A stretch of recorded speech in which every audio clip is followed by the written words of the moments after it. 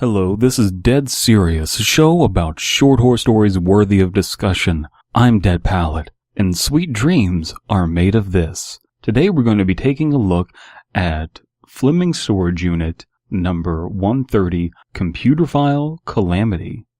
This is apparently by someone named Tim, and we're going to be looking into another Fleming Storage Unit. Let's get right into this. October 10th, 2017. This happened about a month ago when my boss called me into his office. I walked nervously to his door, not because I expected any rage from my boss, but because I was trying to work up the nerve to finally ask for the raise that was 5 years in the making. I gave a cursory knock on his door, knock on his open door, making sure not to scratch the metallic plaque adorned Mr. Asshat again. So from the beginning, we aren't focusing on the storage unit, which was part of the rules, but I've seen other people break that. I'm not too concerned about that. What's really working here, though, is the fact that we get an idea of who our narrator is, what their station in life is, even though we don't necessarily know what he's doing at his office job. I like the detail of making sure not to scratch the metallic plaque adorned Mr. Asshat. That's a nice line. Hey boss, what's up? I tried to say smoothly, but my voice cracked instead. He just looked at me, his eyes saying, don't ever try to be cool again. Our computer storage center in Harve is closing down. I need you to get the computers by Saturday or they will be stolen from us, my boss demanded. By computer storage center, he was referring to one of those storage units. You know, the kind that is meant to be for personal use, to store at most a few pieces of furniture. To move the ridiculousness up a notch, it was in Harve, almost a 5-hour drive from the Missoula faculty. How in the hell am I supposed to go there and back in an 8-hour workday? And fuck the notion that I got to take off for the team. I've been doing that ever since fuck the notion that I got to take one for the team. I've been doing that ever since I was promoted to chief computer engineer. Let me go off on a tangent here just to let you know how much of an idiot this guy is. You know how most people's favorite book is something that speaks to them on a deep level?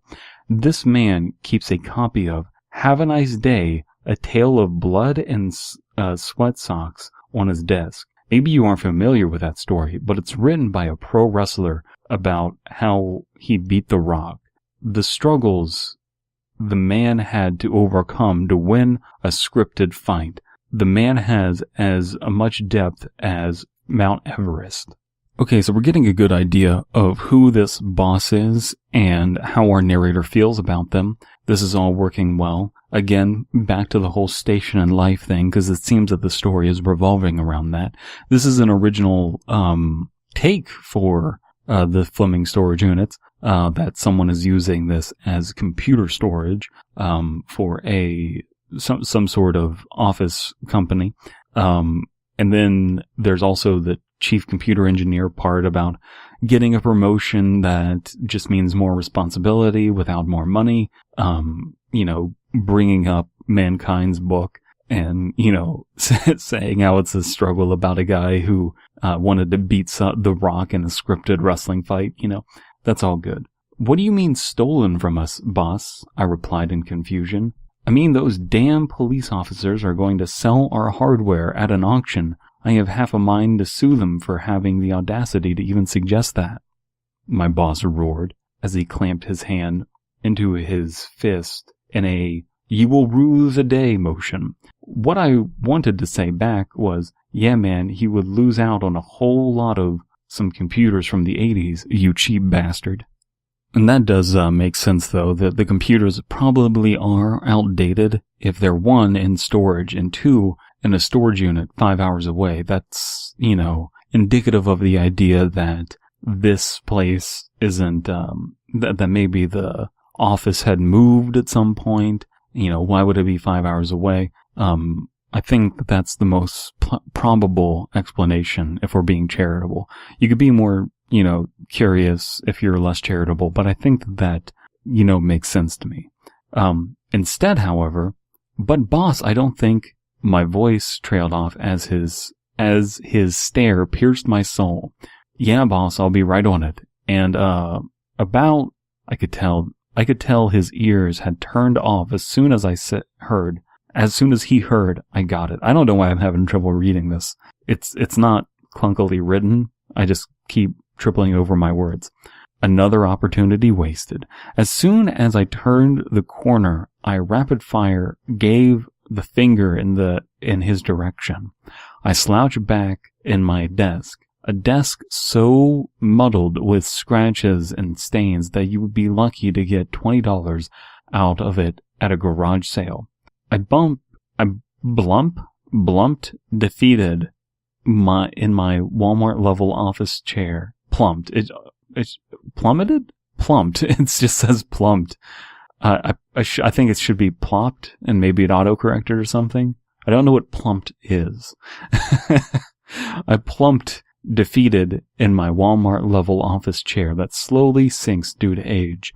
As I descended into my short chair, discomfort, my despair beings to overcome me. Okay, that is clunkily written. Over the past 5 years, computers would break down or become so slow that they became useless. I usually just waited until I could get some poor summer intern to haul them all over to the Harve Center. But because of this, well, whatever, I couldn't even do that. Quickly, I exhausted every person who owed me a favor in the office. Instead of being repaid, all I got was a myriad of variations of, I would love to, but with my resources exhausted, I hopped in my sweet 1998 Nissan 240SX, stick shift and drove. I didn't know how I was going to haul the computers. I didn't even know who was going to help Miranda in finance when she accidentally hit the full screen button. Ooh, that's a nice one. Fucking Miranda, hitting that full screen button. None of that mattered while I drove. Just the open road and singing along to my Queen's Greatest Hits playlist. I think everyone has that, that Queen album of the greatest hits. So that's relatable. It's also relatable, shitting on Miranda in finance who doesn't know what she's doing. This is all working for me, just office schlub stuff. Can't stop me now, having such a good time, having a ball. I sang along, with the voice of a thousand nails across a chalkboard. I zipped around each corner, my tires screeching to the tune of my voice as I drove the last couple of miles to the storage units. Just as I saw the ugly neon lettering of Fleming storage units, blue lights lit up in my rear view.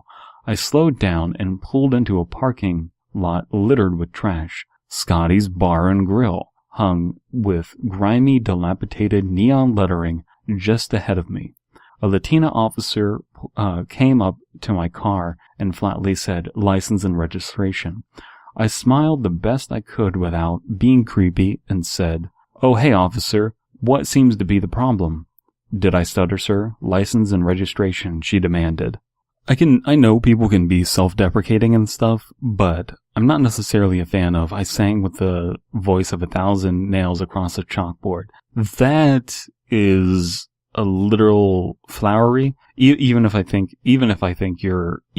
think you're a bad singer, I'm not sure you would describe yourself that way. Maybe that's just me. Let me know if I'm crazy and out on a limb. But, this person is being pulled over. We don't know for what exactly, but I like the use of Scotty's Bar and Grill. The Fleming effect. We've had, in-depth discussions about what we want to include here in the surrounding area of Harve, and that's an important locale. All sense of confidence I had was gone. What was wrong with this lady? Yeah, I gotcha. I stumbled I said, stumbling both with my words and my hands, trying to get my paperwork.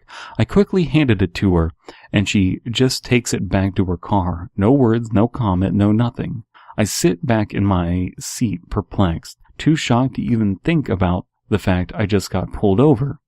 After a few minutes of me trying to figure out what was going on, she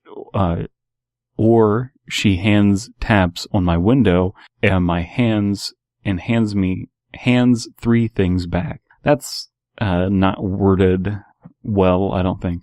But the idea of they're so shocked that they got pulled over is really working here, because you can see in the writing and the way that it's written that this character, our narrator, is confused as to why they are being pulled over, just as we, the reader, are. It is rude to roll your window up when you're pulled over, sir. The ticket is being issued for 60 and a 45. You can challenge it by going to the court date or paying the fine, she said with no emotion escaping her lips. She started to walk off back to her car. Somehow more flabbergasted than before, I stood in shell shock of the audacity of this woman, and anger began to swell up inside me, and before I could ask who she thought she was already back in her car. I started to punch the interior of my car before realizing what I was doing. "Oh, I'm sorry, baby, I didn't mean to," I cooed, patting the car gently. So this person, values their Nissan, and they're perplexed. I think it goes without saying that they probably weren't going 60 and a 45, because they're just so blindsided by it. This ticket being issued to them. Anger and feelings, the burning pain of hunger, I began to march to the small strip mall I had eyed next to the storage center. It was a run-down little thing. The paint was stained with water damage. Plaster and concrete was missing in many places. Excuse me. Grass was growing up through the sidewalk, only being fought back by human migration. However, the place had quaint feel to it. Each store tried to spice it up with little interesting themes, or decorations. A nerdy hub had surprisingly decent painted elves and other Tolkien-inspired mythology. The lantern buffet had your atypical Chinese ornaments. Should that be typical? While the gun store was plastered with Alex Jones' "Don't Believe the Globalist" posters and anti-democrat propaganda. The only thing that struck me as odd is that there was no chain, anything in sight. No Subway or cash advance store was there. Man, where are you? Where does our narrator, or author rather, live that they have a bunch of cash advance stores? Oof. I thought small business America had died, yet here it was in all of its glory. Yeah, I don't know why that would be so weird though. I mean, it's just a typical strip mall, and usually in strip malls you have less chain restaurants and stores and more little outlet things, at least where I'm from, because in Central Ohio there's all kinds of interesting small businesses. But then again, in Central Ohio people really do like to buy local, and no matter their political persuasion, we're big fans of local around here. So maybe that's just me in my little echo chamber, just me saying that you shouldn't believe the globalists. Don't believe the globalists. I decided to head to the Lantern Buffet, both because my stomach whined and because I caught wind of 2 people near some wine store very intently staring at me. After a very mediocre buffet, I kind of rolled myself out of the warm light of the Lantern Buffet and finally reached what I had come there for. Sorry, I'm reading this off of a private file sent to the email account, and it has its printer is missing ink, and then the printed pictures were scanned in as a document, so I'm reading off of that, and there are bits here and there missing that are fucking up my reading. As I walked into the tiny storage office, I noticed a small interior was unusually crowded with aggravated people. I thought about striking up a conversation, getting to know a little more of what was going on with the whole mess, but I thought I had hit my social max for the day, so I kept quiet. I flashed my paperwork and key at the office person and set my way out to the storage unit. Maybe set on my way. Okay, so this person is the kind of individual who hits a social exhaustion earlier than most people, because they didn't talk to a whole lot of people and they're already kind of socially exhausted. An unusual fear began to pour over me as I made my way out to my unit. I thought about what the true reason for this place shutting down might be. The fact that I had never actually been to the unit. I thought about Dana, the intern. She wasn't all there. What if she put something in storage? What if one of them had a spare key and had been keeping murder victims in there? As I stood face to face with my unit, I trepidly opened the lock. Quickly, like ripping off a band-aid, I threw the shutter to the ceiling with a large crash. I stood frozen while the echo bounced off the wall. Should be echoes, I believe. So they're not saying that this intern was hiding dead bodies here. They're saying that their mind went there. Maybe it's because this person is an introvert and is kind of socially exhausted and just had a ticket written for them that they may or may not have deserved. And, they're just kind of in a negative mindset, maybe, I guess is what's going on here. But they yelled, and what did they yell? Holy fuck, that is where my sexy lady mousepad went, I said a little too loud as I rushed to pick up my prized possession.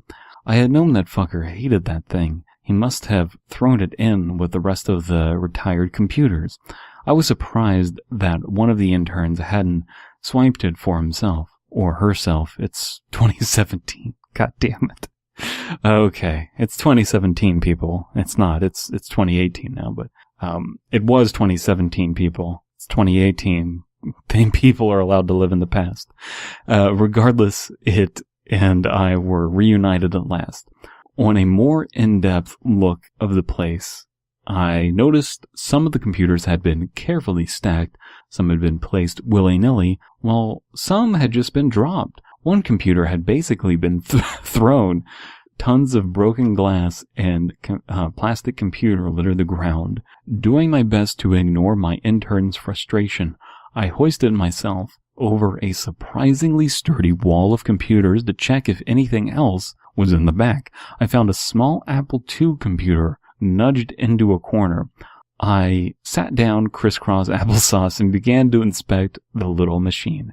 I slapped on the keys like a hacker interpretation and enjoyed the clacking of the keyboard. About this time, I noticed a small extension cord lying next to the computer. So this has a little bit of clunky phrasing. Again, that I think is going to be a common issue, because when I think this writing contest brought out a lot of people, this writing project brought out a lot of people who aren't used to writing and don't realize how many retarded little mistakes you can make and how your mind, when you're doing it, will autocorrect them. You guys should see the written versions of my stories. They're abominations. They have all of these kinds of mistakes. But I slapped the keys in a hacker interpretation. It should be something along the lines of maybe interpreting in my interpretation of a hacker. It's something about that phrasing that is off. But it's important to note that we're pretty far into the story and nothing explicitly horrific has happened. Hasn't even been a whole lot of implications of horror either. So where is the story going, and is it going to eventually end up in a horrific manner? Because so far it's just a person complaining about events that they had to go through. Weird aside though, I cannot stand Apple's keyboards with their little light touch. I need that clacking. Otherwise, when I'm playing a video game, I don't get the feedback and it drives me crazy. But anyway, hell yeah, it's about time to go back, I said excitedly, again, out loud. Okay, so this character is kind of like accidentally not picking up on, well, not social cues, but like they're going past social taboos and then realizing it, which is funny. I plugged in the old machine and sat and waited for that sweet hashtag 33FF33 light. I'm guessing that means like green light, the specific green light that you would expect. I'm not sure. I smiled as the blinking underscore came on. This is where I expected the story to end. All the computers we put in storage had their OS cleaned, so they really were useless junk. Their only use might be to scare little kids by reminding them of a time before smartphones and broadband internet. However, this computer popped up a message. Would you like to play a game? I froze, staring into the fluorescent green. Fuck that, I said audibly. I watched enough horror movies to see where this was going, and I yanked the plug, causing the computer to shut down.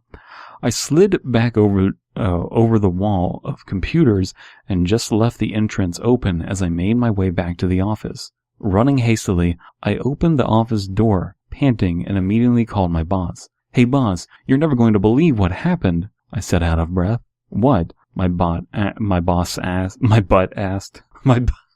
damn it. What? My boss asked, feigning anxiousness.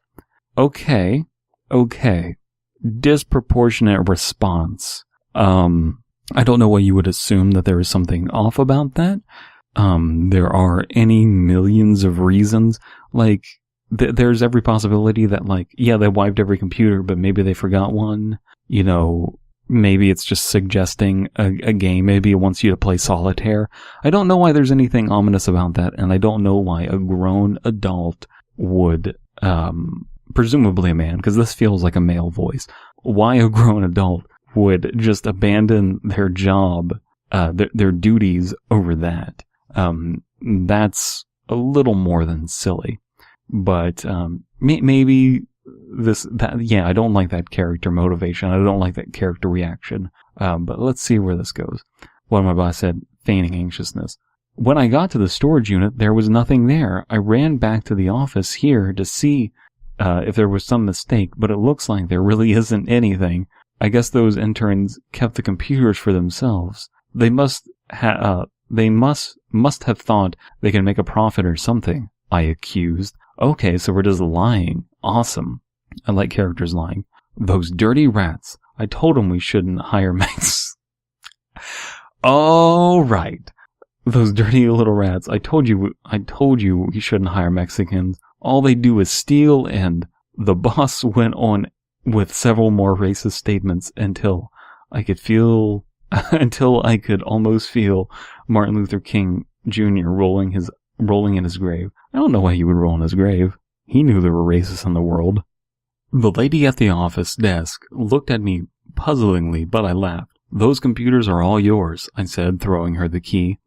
Before she could question my motives, I walked out the door, being happy to finally be able to go home. I'm disappointed I never got to try the Maltese malt or check out that nerdy store I saw. But hey, there's plenty of time for that when I come back to find that stupid speeding ticket.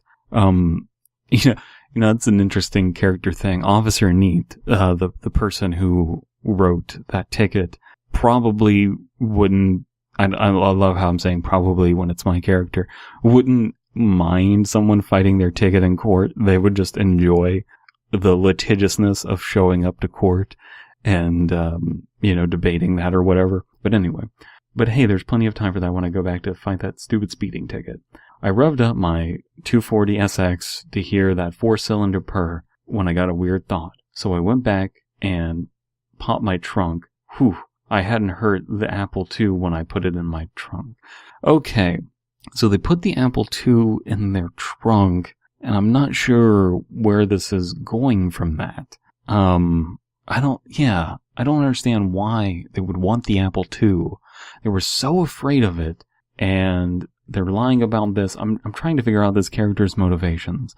Genuinely, please let me know in the comments if you have some insight into this, because I'm not a fan of this ending. Really, just like these last 4 big paragraphs don't make a whole lot of sense to me. I'm confused as to why he said fuck that audibly, and then there's no mention of them putting the Apple II in their trunk. If there's really something horrific happening, I would say, would you like to play a game isn't where you want to go with that. I would say you would want to do something along the lines, something more specific to the person, something hinted on earlier on in the story, because we don't get a whole lot of horror in this. The mundane kind of horror that I like, or the more supernatural even, which we're supposed to be avoiding to begin with. But yeah, so not sure what to make of this ending. I do like the character motivations. I do like, so some of the phrasing is a little clunky, but this person I think is being more, the author is being more adventurous with the kind of phrasing that they want to use, and that's working for them, and sometimes it just needs a little bit more editing. So bearing that all in mind, do help with some constructive criticism down in the comments, possibly on the Ashcan Discord. Let me know what you think about this one. I do like the boss, the relationship, the station in life. All of that is really functioning. Just some problems with the actual horror part of the horror story. Now, if you enjoyed that, consider helping out the community and supporting my channel. You can support the community by conversing in the comments below and going to toospooky.com. That's TOO spooky.com for more original horror stories. While you're at it, look into the Hyper Realist on YouTube, a podcast where writer Slimebeast, musician Abysme, and myself, Talentless Hack, discuss what's killing creepypasta today. Thank you so much for your time, and now on to our sponsor at this non-moment in time, which is Globalists. Globalist, turning the Hillary Clintons gay.